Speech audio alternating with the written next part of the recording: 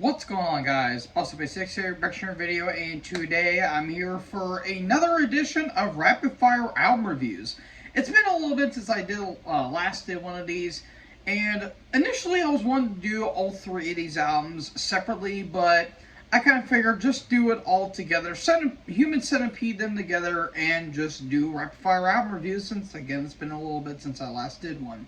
Now, these albums are all pretty interesting in terms of not only that the genre themselves, but also these are kind of relatively new bands, even though one has been going on a little bit longer than the other two, but I'll get to that here in a second. So, yeah, a bit of an interesting listen that I did for all three albums that I listened to today.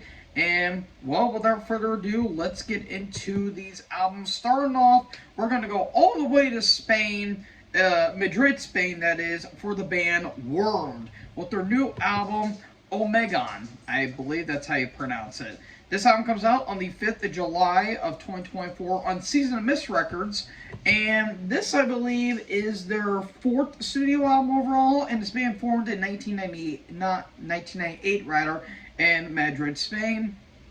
And essentially, this is a brutal technical death metal band that's more sci-fi theme oriented, and well, I mean, it's kind of a unique basis for at least some death metal bands. The only one that I really know that does those scientific themed, and when it comes to death metal, is Nocturnus or Nocturnus AD, and yeah, that's kind of an interesting thing that they did here. And essentially, this is a sequel to the album beforehand that came out in 2016. So it's been about 6 years, or about 8 years rather, that they did an album like this. And well, it's solid for what it is. Basically, if you guys are huge fans like Nile, which I am, Suffocation, a little bit of tad bit of Skinless thrown in there, if you want to throw in a little bit of Caliban Cat vibes. But you also have some technical moments that kind of remind you a little bit of Atheist, but some Gorguts and maybe some Pyrexia if you want to be precise. But it's pretty solid. There's some abortive vibes I get on this album as well, and I will say the songs themselves are pretty damn good. The only thing I would kind of knock against it is that I don't really like the vocals at all. They're a bit too pig squealy for my liking. There's some like slam moments that are in there as well, don't get me wrong. But I just don't like those vocals. They just don't do anything for me, and it's very hard to determine what the vocals is actually saying. And granted, yeah, it's Spanish, but at the same time, it's kind of like, well, you could have done a different way to kind of, I guess, do a different vocal approach to it in some regards. But there's some nice riffs on here, nice nice thick and chunky guitar tone throughout. Drumming's pretty solid. The production's a little bit raw, but it's a little well produced, which I really did like. And I will say, the songs themselves are pretty fun, like the opening Automaton, Virtual Log's pretty good.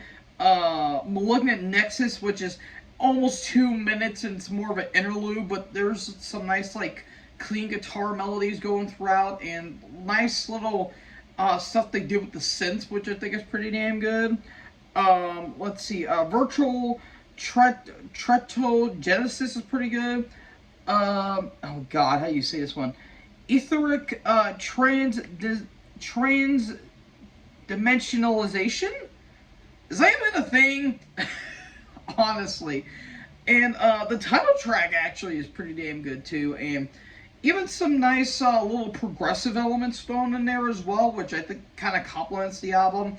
Even though I could probably say that maybe a track or two didn't do too much for me, like Proto-God and maybe Pleoverse Amnoretta. I think that's how you say it. I apologize if I'm butchering this, but all in all, it's a solid album for what it's going for. I'm going to give it a 3.5 out of 5. I think it's a solid album. I did thoroughly enjoy it. It was a nice, solid listen throughout. Again, vocals didn't do anything for me, but the music itself is pretty damn good. There's some nice leads, there's some nice riffs, and the drummer is pretty pretty damn good for what it was going for. So all in all, 3.5 for Warmed. Next up, I'm going to be talking about is the debut album from Philadelphia black metal up-and-comers Unholy Altar with Vial of Death, Shroud of Night. Again, this is the debut album from this Philadelphia-based black metal act, and this band formed in 2021. And this is an all-female black metal group too, by the way. And it's solid, kind of raw black metal for what they were going for. Really harkens back to like the beginning of the second wave and a little bit of the first wave of black metal with bands like early Bathory. I get some early Immortal vibes. Lots of early Darkthrone, like especially like their first like quote trilogy of albums, like Under a Full Moon, Blazing Northern Sky, Transylvanian Hunger. But some other bands I'm trying to think of that have that like token like raw black metal sound. I guess you could say maybe. I'm trying to think of like other Norwegian black metal. It's like maybe early Gorgoroth to a lesser extent. But this is some all solid black metal. Again, production's very raw, but I really do like the songwriting when it comes to this album. Like, I think the songs themselves are really damn good. It's barely 30 minutes. Like, this thing just flies by.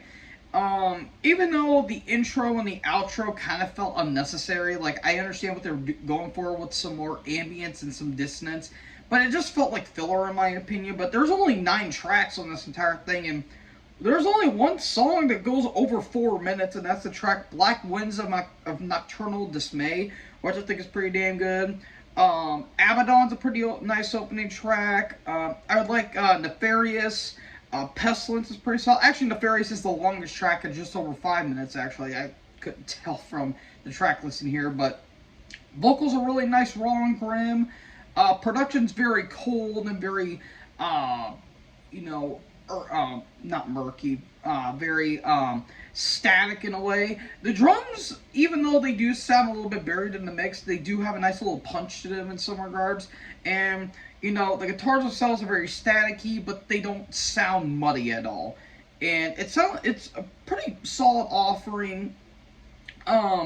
Even though it does kind of give a bit of a Burzum vibe in some regards, but doesn't sound anything like Burzum. There's like some elements that they kind of incorporate in there, but hopefully these ladies aren't burning any churches every once in a while. So, with that being said, I'm going to give this, again, with the Warmed album, I'm going to give this 3.5 out of 5. I actually thought this was a pretty solid listening. Again, nothing that really grabbed me in a way, but hopefully a sign of things to come with this band, because this band does have some promise. So yeah, all in all, it's going to be a 3.5 out of 5 for me. And finally, the last I'm going to be talking about is Abyss Walker with A Spire at the Gates of Heaven. This is the second album from this El Paso, Texas heavy metal / power metal act that also came out on the 5th, along with not only the new Worm, but also the new Unholy Altar album. And this album is released on an independent label, so they're kind of just releasing on their own. And yeah, this is a pretty interesting album that they decided to release. They formed in 2016, and it's been about 4 years since their last album. But this is a pretty damn good album. And if you guys know me, I love heavy metal. That's my favorite genre of all time, even though I love some other genres like speed, thrash, black, death metal, you know, all that other fun stuff. But heavy metal to me is my personal favorite genre of all time. And when you have elements that sound like early Iron Maiden, early Priest, Exciter, Saxon, a Motorhead, Accept, some Angel Witch, like the new wave of British heavy metal, essentially. I'm on that stuff like a teenage girl at a Victoria's Secret mall, essentially. This is some really damn good stuff. Even though the main complaint I have with it, all of these songs are over 5 minutes. Like, could have cut it to maybe about 4.5, and I think it would have bounced it right, because you also have interlude track that doesn't really do anything. It just kind of builds up to the first track, By Force of Will, which I think is pretty damn good. The vocals really has that Rob Halford kind of snarl to his vocals, which I absolutely love. But he also kind of sounds like Udo Dirkschneider from Accept in a way, which I think is pretty damn good. But nice epic melodies throughout, like the Dreamcatcher Embrace the Dark, which kind of has some Dio vibes to it, which I think is pretty damn good. Dance with the Shadows, Rose of Mercy, Blind Betrayal, kind of a little bit of a thrashy back to a couple tracks. But the final track I think is absolutely interesting because it's an instrumental and it's over 7 minutes. Exile AD. Lots of nice riff styles going on that album as well. Like some nice kind of chuggy riffs on it as well. But it's nice, epic, melodic. It's basically got some Stradivarius vibes to it in some ways. Maybe a hint bit of Eister thrown in there. And peppered off with some nice, awesome anthemic heavy metal. I'm going to give this a 4 1/4. I thought this was a really damn good album. And it's looks like it might be in my top whatever list I'm going to be making this year because I've listened to a lot of damn good stuff. So, yeah, the list is going to be a little more trickier than it was originally. So, folks, that is it for all the albums that I am going to be talking about today. What was your favorite album that I talked about today? Let me know in the comment section below. Make sure you guys leave a like, leave a comment, tap that big red subscribe button, and tap the bell so when I upload, you guys will be notified. Thank you guys so much for watching this video. Most importantly, join the herd. Talk to you in the next video. Peace out.